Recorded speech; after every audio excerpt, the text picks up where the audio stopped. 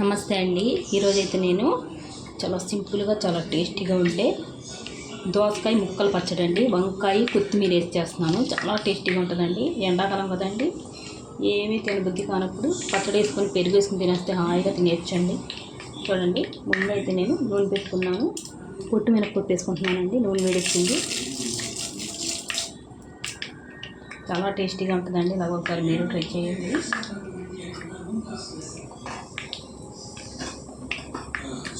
నేనైతే అర కేజీ దోసకాయ తీసుకున్నానండి. అర కేజీకి ఒక 12 పచ్చిమిరపకాయలు అండి చిన్నగా చేసుకున్నాను, తెచ్చుకున్నాను. ఇవి కొద్ది కారంగా ఉంటేనే టేస్ట్ బాగుంటుందండి. వేసేసుకున్నాను ఇంట్లోకి. చూడండి, నేను దోసకాయ గింజలు కూడా తీసుకున్నానండి. అలా తీసుకున్నాను. కొత్తిమీరండి కొద్దిగా ఏగాలండి.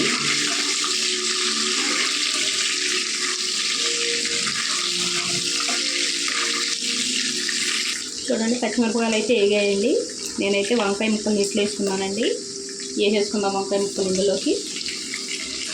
ఈసారి అర కేజీ దోసకాయకి నేను 150 గ్రాములు వంకాయ తీసుకున్నానండి. ఒకే వంకాయ అండి. ఇది కూడా వేగాలి బాగానే.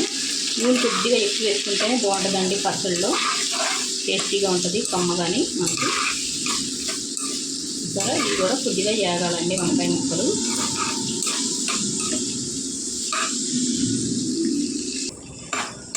కొద్దిగా వేగాయి. ఇప్పుడు ఇందులో మనం కొద్దిగా ఉప్పు వేసుకుందామండి. ఉప్పు వేసుకుంటే ఇంకా తొందరగా వేగిపోతాయి వంకాయ ముక్కలు అన్నవి. కొద్దిగా వేసుకుందాం, మళ్ళీ మనం పచ్చళ్ళలోకి వేసుకుందామండి.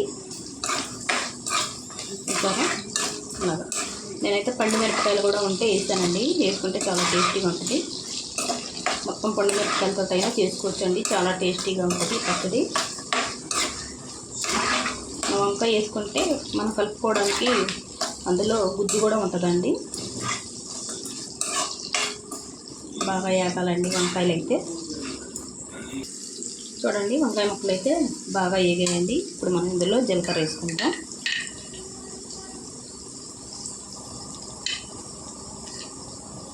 ఒకటిన్నర స్పూన్ వేసుకున్నానండి నేనైతే జీలకర్ర అయితే టేస్టీగా ఉంటుంది.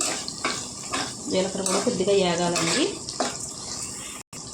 చూడండి, జీలకర్ర కూడా వేగిపోయింది. ఇప్పుడు మనం ఇందులో కొత్తిమీర వేసుకుందాం. ఒక గుప్పిడండి, అన్ని ఆకులేనండి. కొద్దిగా మరీ ఎక్కువ వేప అవసరం లేదండి. కొత్తిమీర అయితే కొద్దిగా అంటే సరిపోద్ది. నూనెలో ఊరికే మగ్గిపోద్దండి కొత్తిమీర అయితే. ఇప్పుడైతే నేను స్టవ్ కట్టేసుకుంటున్నానండి. ఇందులో ఎల్లుల్లిపాయలు అండి, మిరపకాయలు కొద్ది పెద్దగా ఉన్నాయి కదండి, అలాగా వేసుకున్నాను.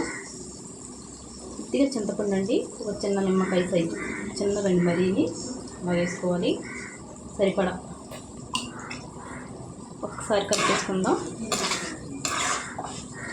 ఇందులోనే మనం చూడండి దోసకాయ ముక్కల్లో తీసాం కదండి గింజలు, వేసుకుందాం. మనం పుల్లగా ఉన్నాయండి. పుల్లగా ఉంటే తీసే అవసరం లేదు, వేసేసుకోవాలి.